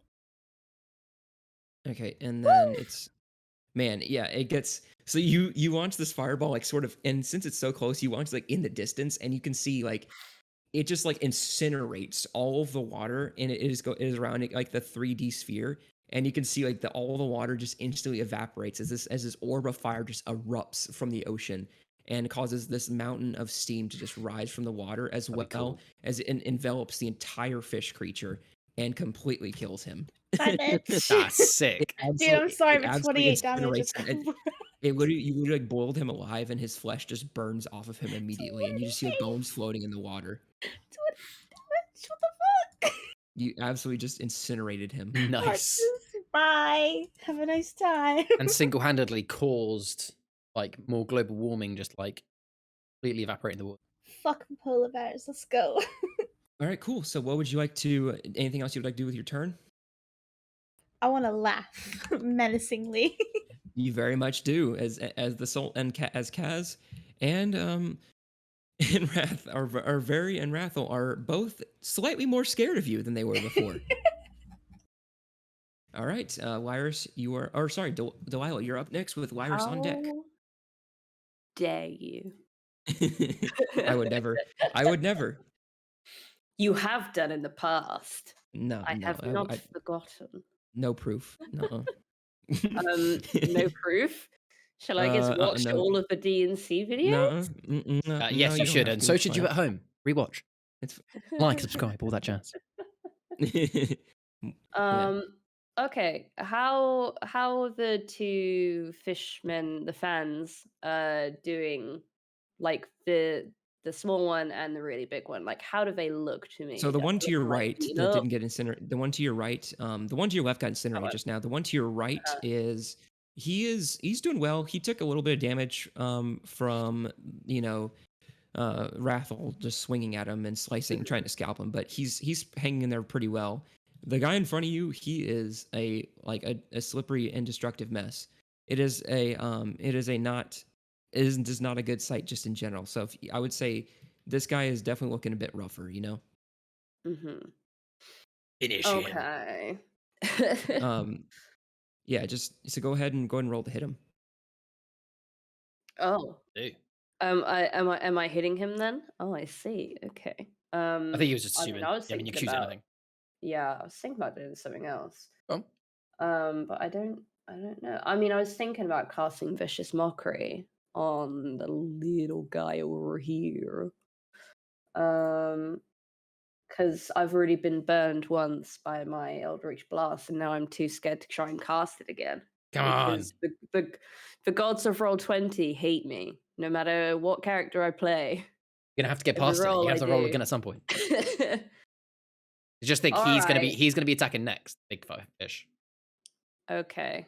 All right. What if I move here? If I like sandwich myself between Lyris and Alora, will that get rid of the disadvantage on my Eldritch Blast? Or is that still too close? But again, I attack would of say opportunity, wouldn't he? it's yeah. I mean, if you're able to squeeze in there, yeah. But the space is limited. I guess Charlie was able to do that when he was swinging. So I would say it's just fair for you to be able to do the same. So yes, I would say if you're able to like move in between, you're able to do that. Oh yeah. But yeah, Yeah, you can't- can't go in I would say between. this situation. I would say There this, is a yeah, way, but I can't remember how because to do usually it. you're not able to, like, even if we were on a regular grid, like you're not able to go in between Yeah. them. So I mean, but I allowed Lyris to do it for this fight. Since it's a bit space is a bit limited, so in Uh-huh. order to be able to move around just a little bit, I'll allow it for this game. But it probably won't for other combat rounds. We probably won't do the same rule. Yeah. Okay. All right. Then yeah, we'll just pretend that I am in between, like right here, Cool. because All right. So go I ahead can't seem so to you kind move of it. squeeze between Aurora and Lyris in the very, very back of the boat, and while the big creature is still weighing down the front of the boat and hasn't really moved. Yeah.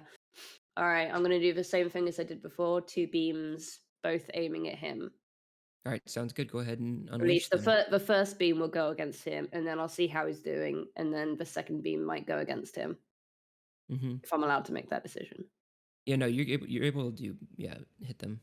Okay, So- 13 plus 7. Okay, that's a dirty 20. You hit him, Nice. I'll roll for and damage. that one's against the big guy, right? Yeah. All right, so go ahead and roll damage. Roll for damage. So that is that will be 2d10. Sorry, that'll be 1d10 plus my charisma modifier, which is 4. Wait, is it right? Am I right? Eldritch. Well, when you cast Eldritch Blast, add your charisma modifier to the damage it does on hit. Okay, fine. All right, so 1d10. Nice, I got a 10. Nice. Plus 4, so that's 14 damage.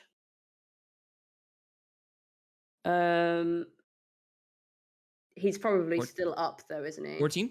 14? Yeah. Uh-huh. Oh no, you where do you aim for him? Where do you aim for this strike? I aim right at his like melted, fucked up face. Yeah, so whenever you release this Eldritch Blast, the first Eldritch Blast you do this beam of just pure force energy, which appears very white, but then has like sort of hints of purple as well at this point, which before you strangely haven't noticed before. It seems a bit different than before. Interesting. Ooh. And it just as you launch it, you're used to just kind of like it just burning through. You launch this Eldritch Blast, and it goes through. It starts to like go through like a laser, goes through like a watermelon, and then it just blows up Oh, his entire head. bruh. And Pretty hot. your Eldritch Blast causes him to fall back into the water, causing a huge splash or backwards, and he is for sure defeated. I get to use my Dark One's Blessing now. I get temporary hit points equal to charisma modifier plus my warlock level. So 7 plus 4. So I get 11 temporary hit points. Nice, there you go. 11 temporary hit points for you, and then All right. you still got one attack left. That will go for this guy right next to Lyris. Go ahead, make your attack. Right, D20. 11 plus 7 is 18. It hits. Roll for damage. Ooh, wait, 18? Yeah, it still hits. Even Yeah. though he's in the water, it still hits. You're good. Then yeah, 1d10. Wait, hang on. I'm gonna hit. Sorry, yeah, okay. Yeah, so 1d10. 2 plus 4, which is 6. All right, cool. So after that huge display of gore, you manage to reduce this guy, and you hit him as he like sort of peeks his head up. You see, and it just burns basically through his head, and kind of burns off the top right of his head. If you were aimed at more down, you would have absolutely just obliterated him. But you were able to shoot off the top right of his skull of his head. Just gave him a so shave. Yeah, so you gave him a shave, and then a chunk of his head just came off, and it burned and singed all around that. And he kind of like it screeches, and it just goes straight under the water, back where it was before, right next to Lyris. All right, is that the end of your I turn? fucking hate boats. That's all I say.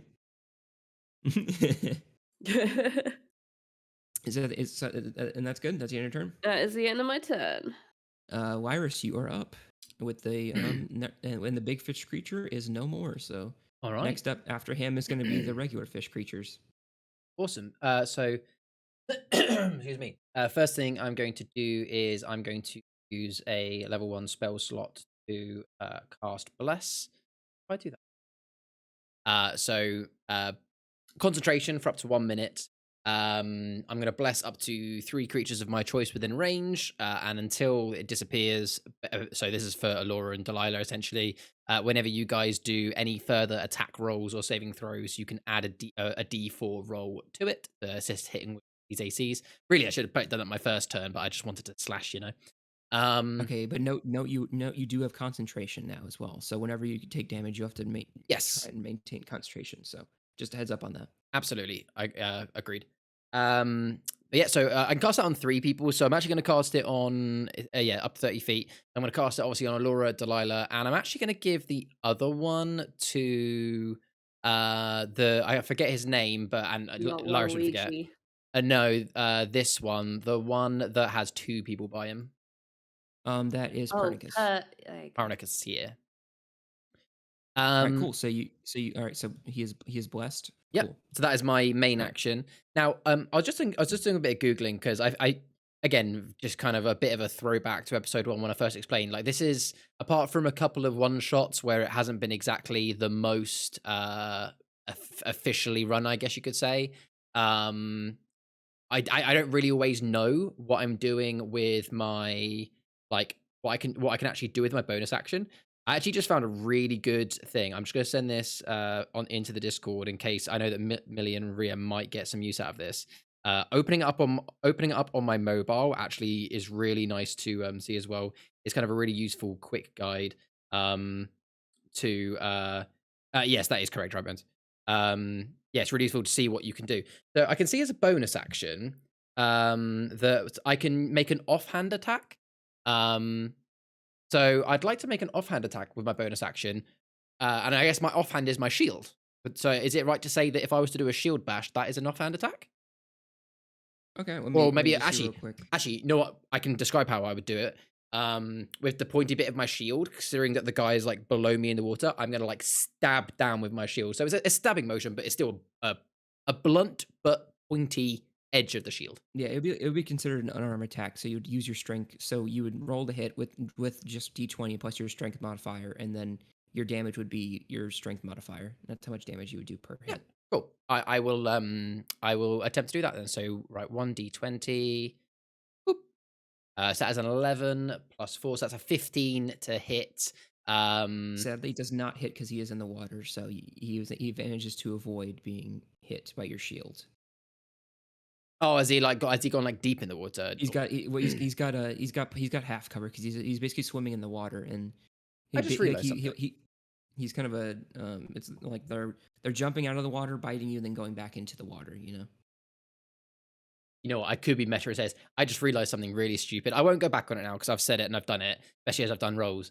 But I just realized, why didn't I bless myself? For some reason, I was thinking the 3 people I had to bless were like people that I could see. I guess I could have blessed myself, blessed yourself, and then that would have Yeah, been a you could've blessed 17 to yourself. hit. But I won't meta game. I've already done my rolls. I've already said what I've said. So no, that's fine. I attempt to do that. Miss. Will I say that like like sometimes when you're looking at a swimming pool and like you go to pick something up or something, but you can't because like the water like refracts your view slightly. We'll say that Yeah. something along those lines happened. Like I went to stab and just completely missed. Yeah, you just missed too. So Yeah. you have a feeling that he's very close at hand. The fact that you almost got him. Yeah, and that's my turn done. All right, cool. All right, so next is the fish creatures. So they're going to go and take their hits. Let's go ahead and do this a bit rapid fire because I know what to do for them. They're going to take one of them next to you. Lyris is going to take a poison spines attack at you. So it's going to go ahead and it's going to roll sort of like in cannonball motion, and sort of like with spines facing outwards and shoot directly up at you to try and stick your entire body with spines. Okay. Right, so that is going to be Obviously. Wait. Yeah. Sorry. Ignore me. Carry on.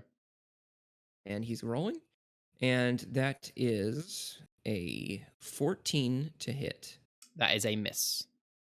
Okay, cool. So he shoots himself right at you, and you hold up your shield, and you manage to deflect that attack.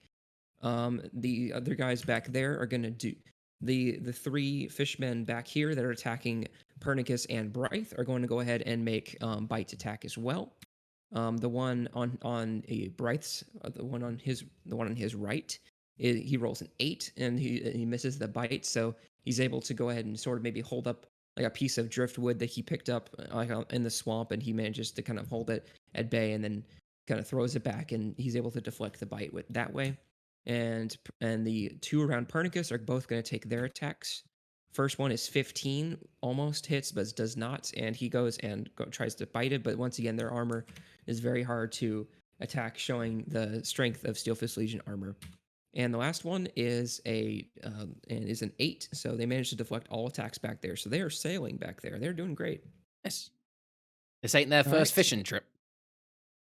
And then the soldiers' turn. So Kaz actually at this point is going to use his action. He's going to use his action to dash all of you guys. And so he's going to use his action to move the boat forward, and he's going to go ahead and use his action to, I'll say, speed is 15 feet is what it says. So you guys move 1. Oh, he's literally throwing us forward. 2, 3, and by extension, these guys move with you guys. Yep. Because they're attached with a rope. 1, 2, 3, because they're attached by rope, but this guy stays back there. So Kaz basically just takes it upon himself because he feels like he would be intrusive by just trying to like fight guys in the water or whatever. And so they're gonna go ahead and just take time to row away. And all the other soldiers are pretty much gonna take notice, and they're gonna go ahead and use their actions as well to basically just dash this boat out of here, so you guys can just flee at this point. So you guys go ahead and just all move, but we're winning, and then leave. And then so I'll say, for the sake, you guys are able to all combine with all the soldiers' actions. and especially with them rowing the boat when you guys were fighting, they're able to row the boat all away, and you guys are able to flee from the combat officially. And you guys are able to row faster than they're swimming currently, and they're kind of and you guys get some good. Even though they swim very fast, you guys are able to kind of like fend off yourselves and are able to flee and leave the combat. Very nice. All right, and so we'll go ahead and switch back to what is familiar. Ah. There you go. There we So go. that just proves to you guys that we still can have some surprises. You know what? I'm considering that we haven't done this before. I'm actually going to I'm actually going to leave. You know, normally when we're not in combat, I normally have the just the Dungeon Stickers icon. I'm actually just going to have Yeah. the map up again.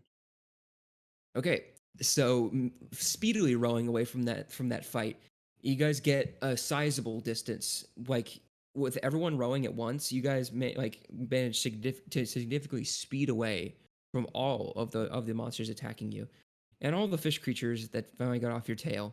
And once you guys are a sizable bit from a distance, you guys start to see the coastline sort of start to come closer to you guys. And if Charlie, I don't know if on the video you're still on the map zoomed in I on, am, like yeah. that one area we are, but just generally you guys pull into basically going straight across. You guys are right about here. Yep. You got like so the you guys basically went straight ahead right out of the river, crossed the big one that opens up to the ocean to get to Failgon, and you landed just on the shore.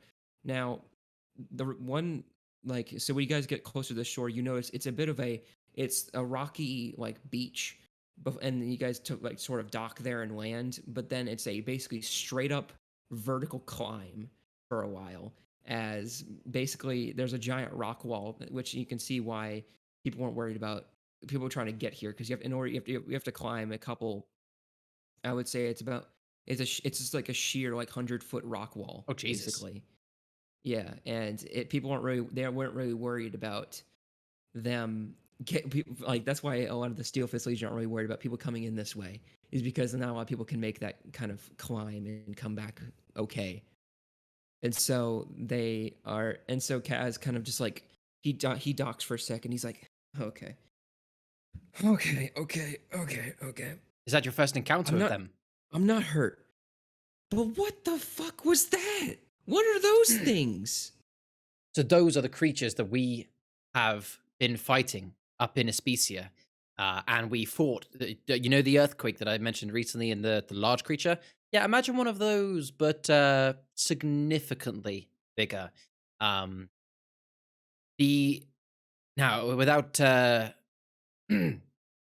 without scaring you too much, we even found out how some of them are being created as well. It's a mess. But the fact we're seeing them this far south can only mean I don't even want to know what it's like in Thessagia right now. It must be havoc. What the? There's more of those things? Hundreds in Especia, and I don't even want to know how many more there could be now. This is months ago. Hundreds? Well, yes. Jesus. Thousands, probably. Gods. Oh my word. Okay. Now you can see the importance of why we need to get this, why we need to raise an army. Do you plan on fighting those things? All of those? All of them? Yes, the army in Droger have already started marching north. They were closer to the earthquake and believed us when we told them what was going on. I think they also got a messenger as well. It's why we asked you to bring us across. As we said, our intention isn't just to, although it's a bonus for me if I was able to restore greatness to Sylphist Legion. Our main priority here is to get as many numbers as possible and get them to march north and help them in the fight against these creatures. Because Lord knows, and you know as well as I, that we won't be able to convince Jalen to be able to assist. He won't care about anyone else dying. Okay, well, I'll digest all this information in a little bit. All right, I just need to tell you guys how to get about. I don't need to tell you, Iris. I gotta tell people that aren't acclimated to Failgon about this place. So, as you can see in front of us, about a couple feet in front of you, you can notice there's a bit of an incline in front of you. Now this is a bit of a challenge for, not Steel Fist Legion people. Usually, what we have to do is we brought climbing supplies, and we literally have to help, and we have to help one another out and sheer climb this rock wall because it's either this, and we have to carry all the supplies and barrels we brought on our backs. Now, this is not that easy. So usually we end up having to. That's why we have to bring strong fellows with us, and also Rathel. He's also here. He's like, I take offense to that, and I'm like, good. I'm glad you do. I'm very glad you do. He's like, all right, whatever. All right, so I don't know how capable you guys are about climbing in general, but I would say you wanted to team up with us. This is the easiest way to get acclimated to our group is if you're able to climb this rock wall and be able to not stop because we're not stopping for you. So And we're not sorry, going. this was part of payment entry. So Well, I kind of look around to Delilah and Alora. We've been through worse. I mean, remember the time that we uh, practically climbed out of that hole that we fell into? Um, and hey, I guess the only other way is to either go along the beach, straight towards Steelfist Legion, or back across the waters against the enemy. So let's give it a go. okay, well before we start, I don't. So Iris, how long have you been away from the Steelface Legion? Fif- Years? How many? How many years? 15 years. Okay. Okay. So there's a bit of a change in the Steel Fist Legion, and it kind of like holds out like his arm, and just like show you his armor. And Lyris, upon further inspection, just at a glance, you can see that his armor is further reinforced than yours.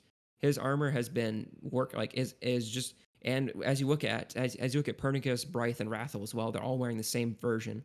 It's a more reinforced type of armor. Is plate armor in terms of just D&D logic, but it is plate armor that the Steel Fist Legion has been using. It is heavier, and it looks a lot heavier as well. So it requires a lot more strength to do. But it's even heavier than your armor, and it can even take more damage, which is why you now suspect that the gentlemen in the back were able to not take much damage, none at all, but just by being able to block with their armor, like they block with their bodies now. Yeah. And he says, Steelfist Legion is upgraded a little bit since you were last in it because that's an old edition of the armor, and he kind of like flicks your armor, your chest plate, and he's like, it's been a bit of a change, bit of a change. So what what Steelfist Legion members have to do is, in order to go into the southeastern portion of of Failgon and just the southern region in general, we have a bit of a Yeti problem, although you probably wouldn't know it a ton. You probably heard of stories about Yetis Only when I was in a kid. the fail gun. Yeah. I don't know how many horror stories you were told. Oh, Just pause for a second because we've lost Millie, and that also means that all of our cameras have shifted. Like my head is now like to one side, and Drybone's like I can only see. Raise your right eyebrow. Yeah, like I can like just see that side of your head. So we had a bit of a technical issue there, but you were saying about some Yetis. Yeah, so you have a bit of an old version of the armor when it was less reinforced. And in order to get around, Yetis, which I'm sure you've heard of quite in stories, but I assure you they're no joke, and I'll explain when we get to the top a bit more because it's a bit more pertinent there. But yeah, we need to put our armor in these boxes, and he brings out sort of this like sort of a couple like maybe 4 foot long like cases or whatever, and they have straps on them. And he opens it up, and it's a very like long. It's a 4 foot long like rectangular like sort of flatter case. He opens it up, and there's like foam basically cutouts or whatever to place armor in there. And he's like, you put your armor in here, and then you lock it shut, and then you have to walk around in the frozen wastelands with that and a coat on. And because the armor's the downside is that even though it's very reinforced, you can't really stealth very well, and that attracts yetis really quick. So in order to avoid all that noise, you have to do all these provisions. You're more vulnerable, sure, but it only takes a few seconds to put your armor back on afterwards, and it's just better to avoid the attack in the first place than go through it and survive and stuff. But Can I do a bit of a jingle test to see how loud my armor is? Because I've now got fur in lining around all my bits of armor, so I'm not sure how well that dampens the sound or stops the chink sure, together. go ahead and make a perception check because you're using your ears to perceive how loud it is. Yeah, I do a bit of a jiggle, and whoop, 17. It's you know, you listen to it, and compared to like when you've heard like all the other soldiers like moving around and sort of doing all that, like whenever you see like hear them moving, you can very easily hear them moving around. Like they took it off when they were sitting around the campfire when they put it back on whenever they got it back on the boat. But yeah, you can easily hear them moving around. You, on the other hand, Charlie, it's a bit harder to perceive. So if you move slower, maybe at the back of the pack, it might be a bit easier to do it. So you can keep your armor on So in the winter, but they have a difficulty of doing so. after kind of doing that little dance, then I'll say to Kaz, look, as you can see, I've prepared for this trip. I haven't really got a coat, as you say, or any other way to protect myself from the cold. I've done a bit of modifying, as you can see. You know, even armor from 15 years ago didn't have this on it. I've added this kind of fur lining, which obviously will keep you nice and warm. But thankfully, what this is doing is it's actually dampening the sound between bits of plate. So as long as move between that and moving gently, I think I should be okay. I mean, I'll take your call, but I think I should be okay.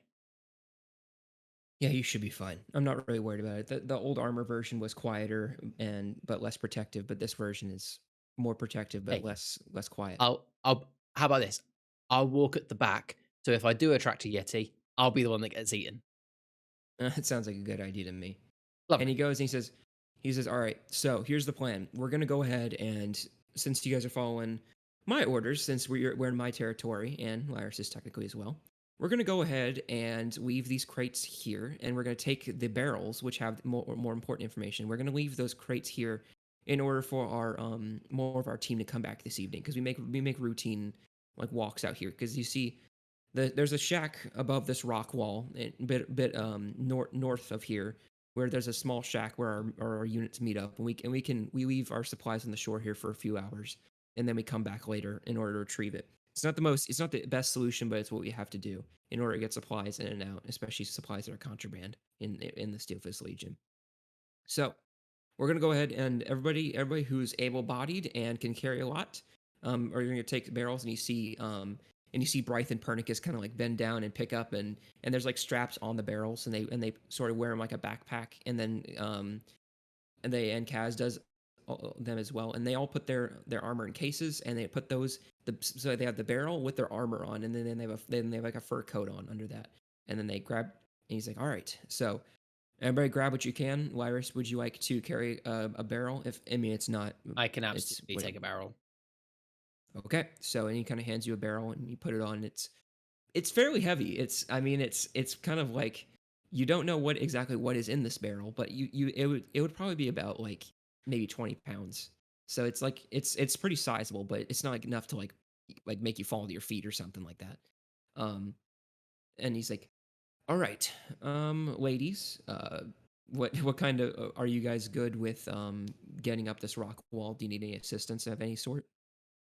Do you think, looking at me in my pale green complexion and my teeny tiny body stature, that I could climb that fucking wall? Listen, I'm not one to judge, okay?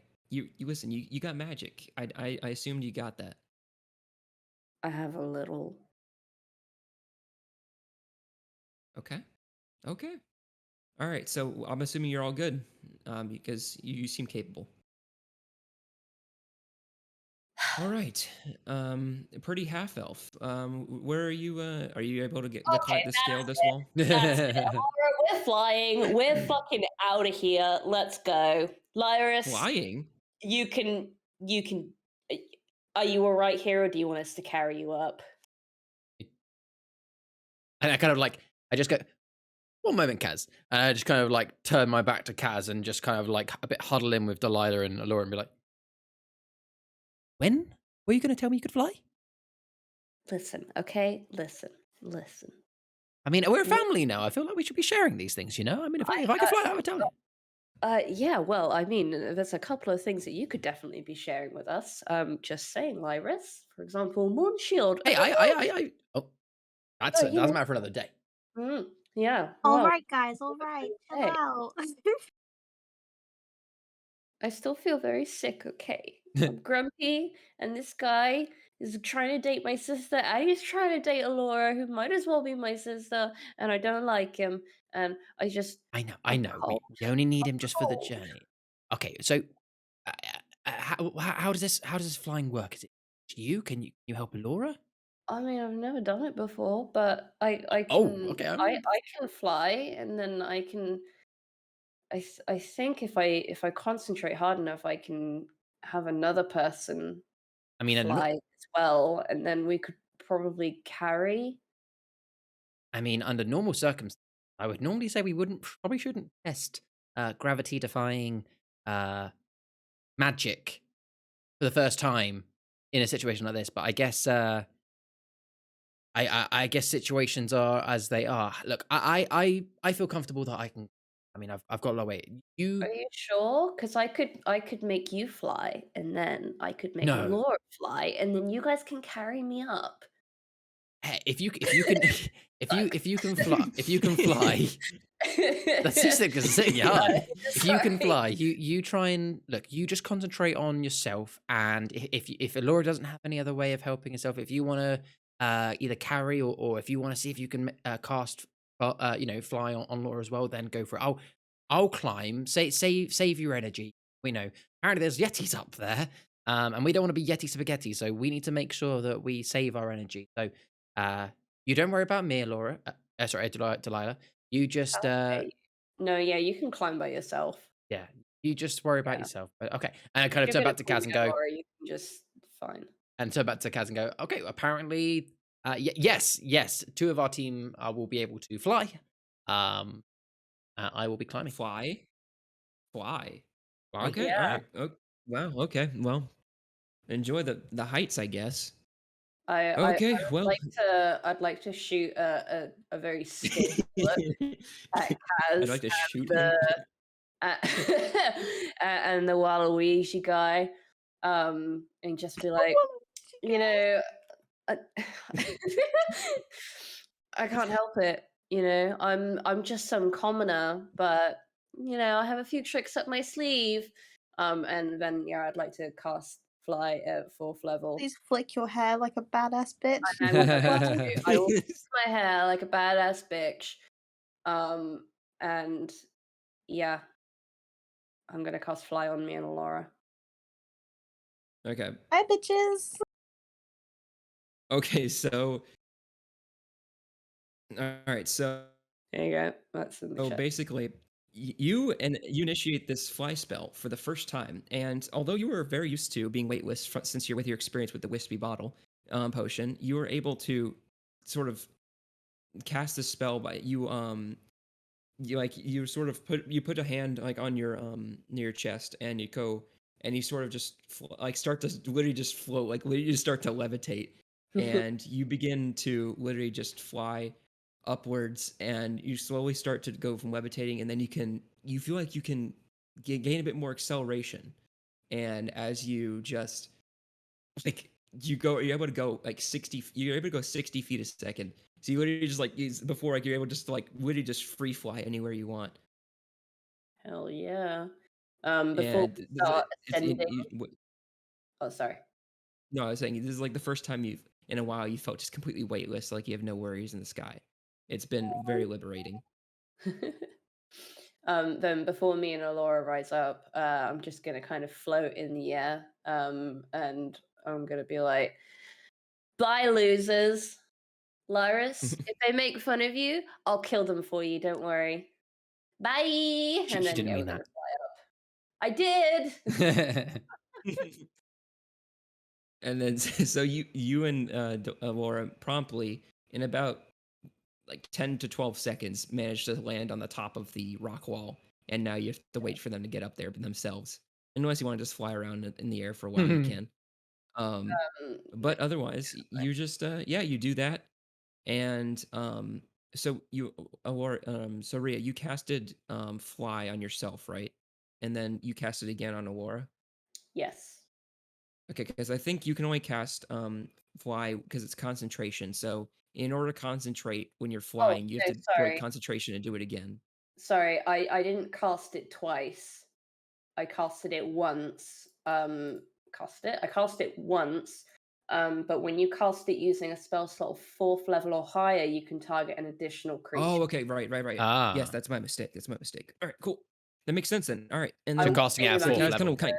the spell gem. Kaz kind of looks at you like, yeah, Kaz looks at you just like jaw agape, just like, well, Lyrus, you and I are gonna have to go the plebeian way, and he hands you some climbing hooks, and he's like, this is all we got for you in ye holy land of ice. And I kind of inspect it and go, so you've upgraded the armor in 15 years, but you clearly haven't upgraded the climbing, the other equipment. But hey, if it works for you guys in other trips, it'll work for me today. Nah, heights are still a bitch. All right, gentlemen. Take all the equipment you can get and put your coats on and put your armor away. Let's head up the mountain. Let's do it. And that's where we're going to end today's episode, actually. So we're going to do it before we climb, or we're getting to the top? We're cutting it. We'll do the climbing segment Okay. next episode. Okay. Yep. So that's I where we're going to end today's can't wait to fall session to my right death. before you guys ascend up the mountain. So we'll see Very how well Lyrus does nice. or how well he does not do next session. Awesome. That was sick. Yeah. Well, I'm very glad to be back. It felt really good to play again, y'all. Thanks again. And we're now finally in my home turf. Yeah, you guys have finally stepped foot in Lyrus's home turf, and My something plan is coming he calls together. familiar. Awesome. Internet. All right, amazing. Well, thank you everyone for sticking with us for this episode. I think it was a bit of a longer one, but we really appreciate it. We hope you have a lovely day and lovely wherever you are. And I hope you guys love you guys. We thank you very much for watching, and we'll see you guys later. Bye-bye. Bye.